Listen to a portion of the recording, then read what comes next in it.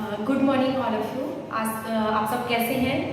आशा करते हैं कि आप सभी अच्छे होंगे। आप सभी का हमारे करियर एकेडमी अंबिकापुर के इस प्लेटफॉर्म पर स्वागत है।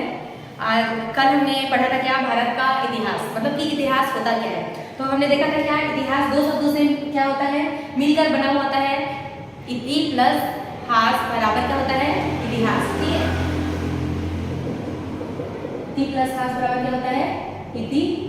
प्रभास पढ़ेंगे। ठीक है, इति का मतलब क्या होता है, इस प्रकार, और हास का क्या होता है, घटना घटित हुआ होगा, घटना घटित हुआ होगा। और ये क्या होता है, बीता हुआ कल, बीता हुआ कल या फिर गुजरा हुआ कल को हम क्या कहते हैं,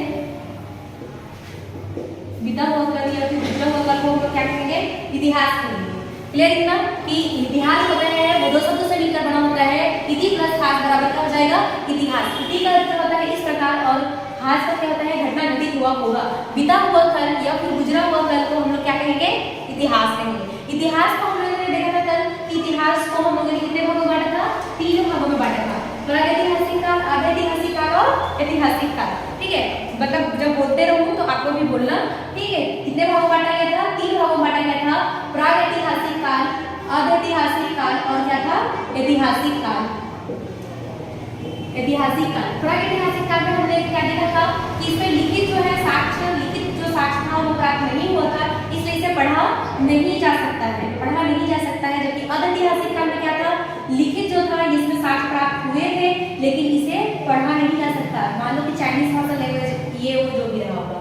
ठीक है, उसके बाद ऐतिहासिक काल में हमने ये देखा था क्या कि इसे पढ़ा जा चुका है। इसमें क्या मिला था, लिपि हमको प्राप्त हुआ था, इसमें लिखित क्या मिली थी, साक्ष्य प्राप्त हुआ था, इसीलिए इसे क्या किया जा सकता है, पढ़ा जा सकता है। और इसको हम लोग 3 भाग में बांटा था। हम लोग क्या देखेंगे ऐतिहासिक काल में, वैदिक काल से लेकर के हम लोग जब तक भारत देश मतलब 1947 तक आजाद नहीं हो जाता है, हम लोग क्या करेंगे, इसको पढ़ेंगे। उसके बाद हम लोगों ने ऐतिहासिक काल को कितने भागों में बांटा था, 3, प्राचीन काल, मध्यकाल, मध्यकाल और क्या बना था, प्राचीन, मध्य और आधुनिक काल, आधुनिक काल। और इसमें हमने कहा था कि हम लोग क्या पढ़ेंगे, प्रागैतिहासिक काल के बारे में। तो हम लोग किसके बारे में बात करेंगे, आज हम लोग बात करेंगे केवल और केवल किस टॉपिक पर, प्रागैतिहासिक काल के बारे में हम पढ़ेंगे।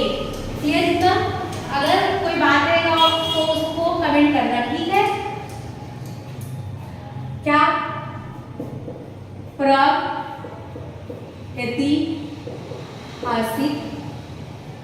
हासिक काल, क्या होगा, प्रागैतिहासिक काल।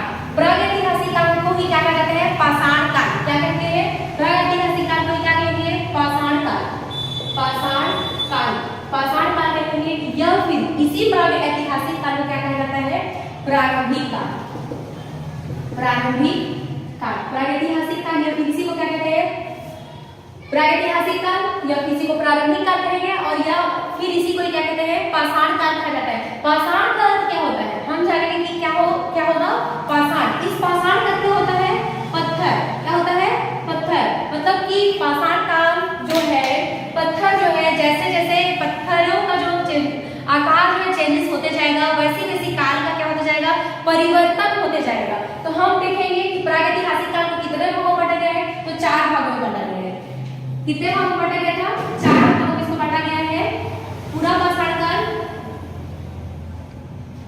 पाषाण काल, पूरा पाषाण काल। दूसरा क्या होगा हमारा, मध्य पाषाण काल, पूरा पाषाण काल, मध्य पाषाण, पूरा पाषाण काल, मध्य पाषाण काल, और होगा नव पाषाण काल, नव पाषाण काल, नव पाषाण काल। और 4 नंबर पे हमारा होगा उत्तर पाषाण काल, उत्तर पाषाण काल। इसी उत्तर पाषाण काल को ही क्या कहा जाता है, ताम्र पाषाण काल, ताम्र पाषाण काल। क्या कहेंगे, ताम्र पाषाण काल। ठीक है, प्रागैतिहासिक काल को ही हम क्या कहते हैं, पाषाण काल या फिर प्रारंभिक काल कहा जाता है। इसी प्रागैतिहासिक काल को 4 भागों में बांटा गया है। कौन कौन सा होगा, पूरा पाषाण काल, मध्य पाषाण काल, नव पाषाण काल और उत्तर पाषाण काल। इसी उत्तर पाषाण काल को ही क्या कहा जाता है, ताम्र पाषाण काल। क्या कहेंगे, ताम्र पाषाण काल। हम लोग सबसे पहले किसके बारे में पढ़ेंगे, पूरा पाषाण काल के बारे में, मतलब कि आदि मनुष्य जो थे वो कैसे कैसे अपना जीवन जो है जिए हैं, व्यतीत किए हैं, जैसा भी उन्होंने जीवन यापन किया है पाषाण काल में, उसके बारे में पढ़ेंगे। आप लोग तो एक वर्ड जो है सब में दिख रहा होगा, पाषाण काल और पाषाण काल। पाषाण मतलब बताया कि यहाँ पे क्या होता है, पत्थर होता है, कि जैसे जैसे पत्थरों का जो काल है वो चेंजेस लाता जाता है, चेंज होते जाएगा, वैसे ही क्या हो जाता है, काल का क्या होगा, निर्धारण होगा। अब हम देखेंगे क्या, पुनर्पाषाण काल। पुनर्पाषाण काल में जो आदि मानव था वो केवल और केवल क्या था, खानाबदोश था। क्या था, खानाबदोश, खानाबदोश।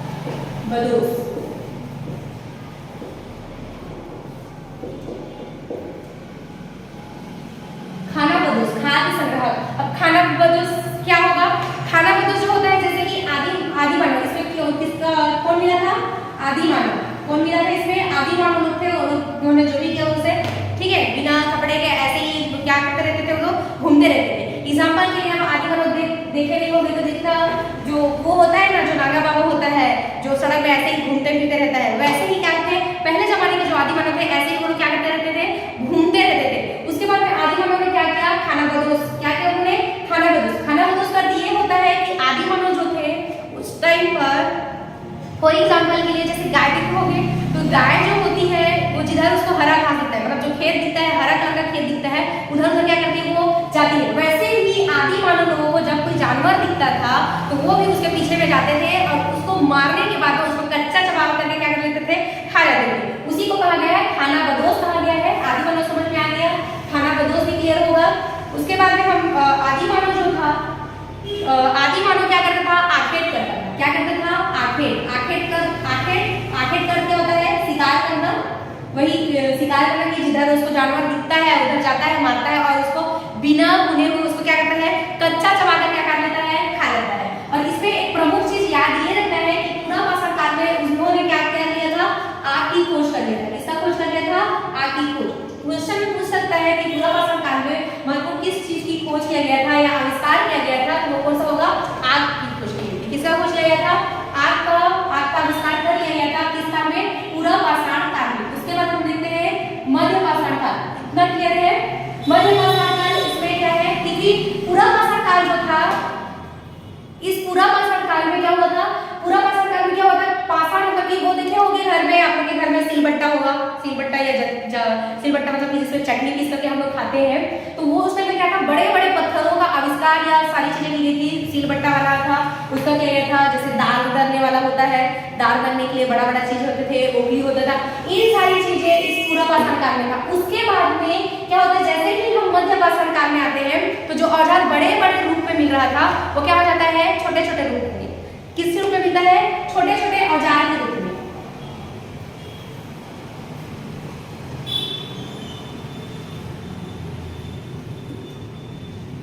औजार कैसे हो गए, छोटे छोटे औजारों का हम क्या करने लगे, छोटे छोटे औजार मिलने लगे, प्राप्त हुआ, और उसका छोटे छोटे औजारों का हम लोग क्या करने लगे, उपयोग करने लगे। क्या करने लगे, उपयोग करने लगे।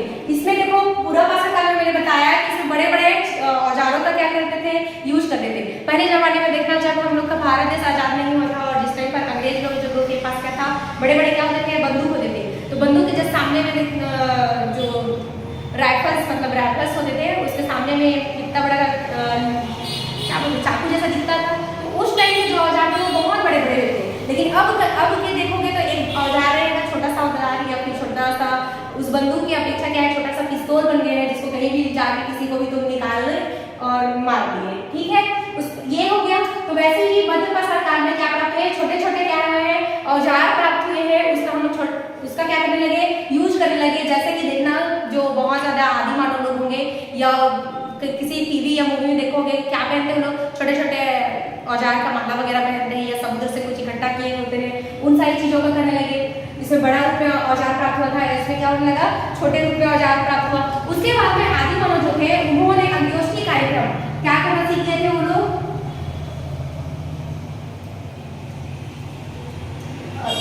अंत्योष्टि कार्यक्रम।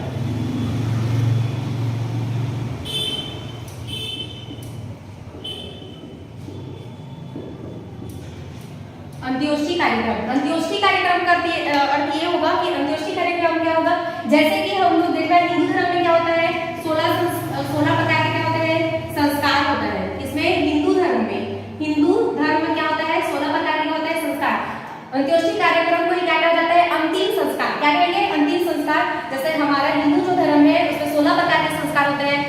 ऐसा पैदा होगा, मतलब पैदा होने से पहले, ठीक है, पैदा होने से पहले उसमें क्या क्या सारी चीजें होगा, पैदा मतलब जब उसकी मम्मी मतलब कोई लेडीज है अगर वो गर्भवती हुई, उसके बाद में 7 महीने होने के बाद में कुछ और रस्म होता है, ऐसे करके नामकरण होगा, मुंडन होगा, बहुत तरीके से उसमें क्या किया जाता है कि 16 प्रकार के संस्कार होते हैं। इसी में जो 16वें नंबर का संस्कार होता है उसी को हम लोग क्या कहते हैं, अंतिम संस्कार। क्या कहते हैं, अंतिम संस्कार। इसी अंतिम संस्कार को क्या कहा जाता है, अंत्योष्टि कार्यक्रम। क्या कहा जाता है, अंत्योष्टि कार्यक्रम कहा जाता है। क्लियर इतना, एक बार रिकॉल कर लेते हैं फिर से, उसके बाद ये इधर का पढ़ेंगे आगे का। प्रागैतिहासिक काल, प्रागैतिहासिक काल को क्या कहते हैं, पाषाण काल। पाषाण का अर्थ क्या होता है, पाषाण का अर्थ क्या है, पत्थर है। इसको 4 भागों में डिवाइड किया गया है, पूरा पाषाण काल, मध्य पाषाण काल, नव पाषाण काल, उत्तर पाषाण काल। इसी उत्तर पाषाण काल को क्या कहा जाता है, ताम्र पाषाण काल कहा जाता है। पूरा पाषाण काल जो होगा उसमें आदि मानव थे, ठीक है, आदि मानव ने क्या क्या सीखा, आखेट का तो सीखा। अगर तुमको याद नहीं होता है आखेट बोलना, अगर आपको याद नहीं होता है तो ठीक है, तो आपके यहाँ शिकार जो है ना, शिकार जो होता है, तो शिकार आप बोल नहीं पाते हो तो उस टाइम आप क्या कहते थे, आखेट बोला करो। जिस चीज को आप नहीं जानते हो उस चीज को उसी नाम से क्या करना स्टार्ट करो, बोलना ही स्टार्ट करो कि आखेट किया, ठीक है। तो वैसे क्या हो जाएगा, आपके याद हो जाएगा। खाना बदोश था, उसके बाद क्या करना सीखे, आग का क्या कर दिया, आविष्कार कर दिया। आग का आविष्कार किस काल में होता था, पूरा पाषाण काल में होता। उसके बाद में हमने देखा कि मध्य पाषाण काल में क्या होता है, छोटे छोटे औजारों का उपयोग करना सीख गए थे यहाँ पर लोगों ने। उसके बाद क्या आएगा, अंत्योष्टि कार्यक्रम। अंत्योष्टि कार्यक्रम का अर्थ ये होता है कि 16 प्रकार के जो संस्कार है हिंदू धर्म में, उसका जो अंतिम संस्कार होता है उसी को ही अंत्योष्टि कार्यक्रम कहा जाता है। मतलब कि आदि मानव इतने ज्यादा एडवांस हो गए थे मध्य पाषाण काल में कि यदि कोई व्यक्ति की मृत्यु हो जाता है तो उसे क्या कर देते थे, वो लोग आग से जला देते थे। अभी बहुत सारे लोग हैं, मतलब अभी जो देखोगे अलग अलग टाइप के हैं, किसी संदूक में करके या फिर दफना दिया जाता है। और बहुत सारे हिंदू धर्म में जो है जो व्यक्ति की मृत्यु हो जाती है उसको क्या कर दिया जाता है, जला दिया जाता है। इतना क्लियर है, इतना क्लियर है तो हम लोग क्या करते हैं, आगे बढ़ते हैं। हम लोग क्या देखेंगे, नव पाषाण काल। इसको मैं मिटा देती हूँ, ठीक।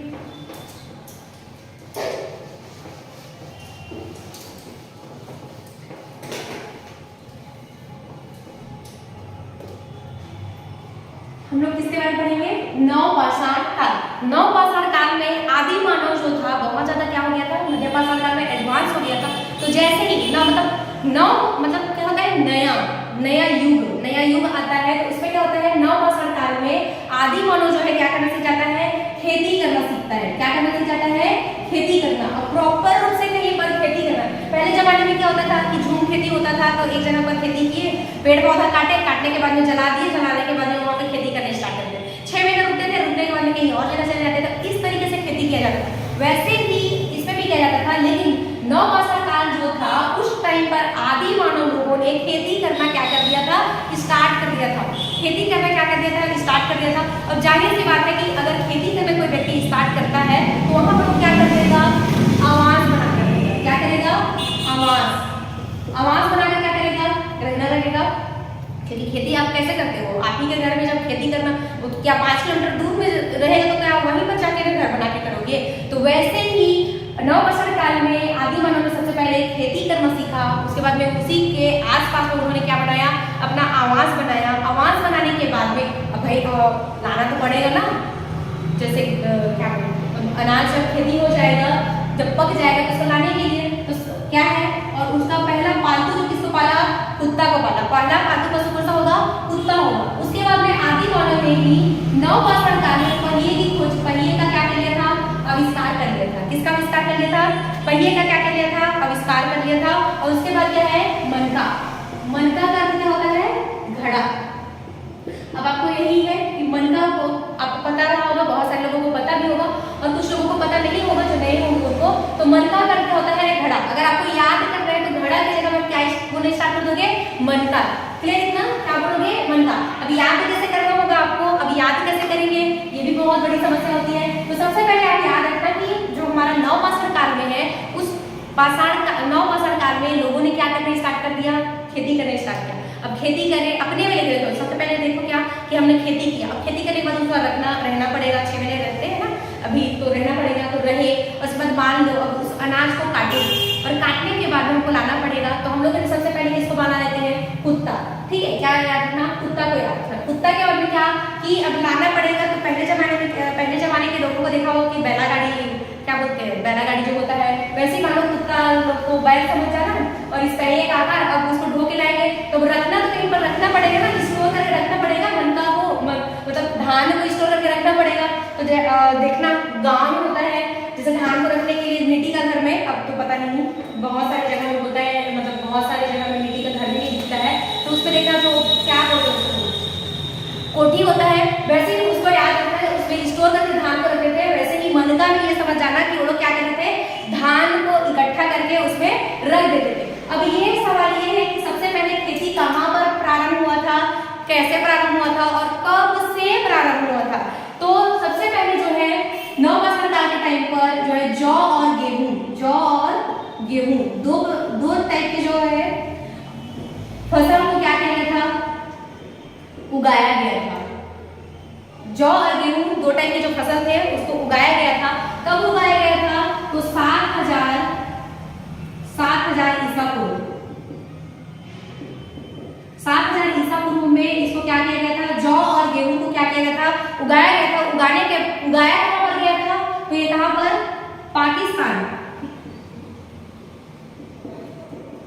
पाकिस्तान के मेहरगढ़ जिला में इसको किरथर और सुलेमान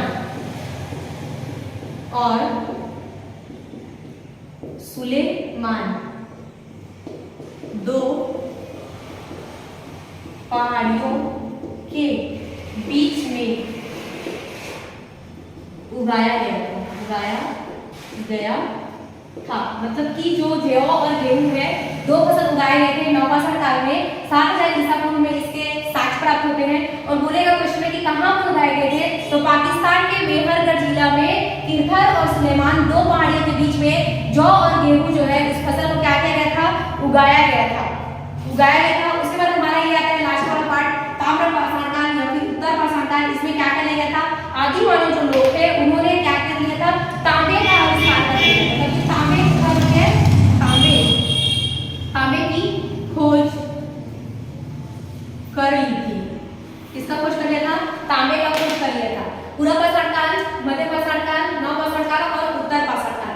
ये नवपाषाण काल में क्या क्या था, खेती। सबसे पहले आदि मानव ने क्या किया, खेती करना प्रारंभ किया। फिर क्या किया, आवास लेना, फिर कुत्ता मतलब बोलेगा कि पहला पालतू पशु किसे पाला गया था, आदि मानव के द्वारा, तो क्या होगा, कुत्ता होगा। फिर पहिए का आविष्कार किया। फिर क्या किया था, मनका। और नवपाषाण काल में जौ और गेहूं का दो फसल को उगाया गया था। कब उगाया गया था पूछेगा तो 7000 ईसा पूर्व में बताना।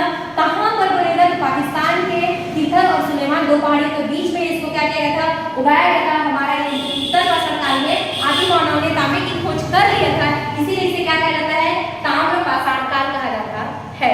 उसके बाद में आज का ये टॉपिक जो है हमारे यहाँ पर खत्म होता है।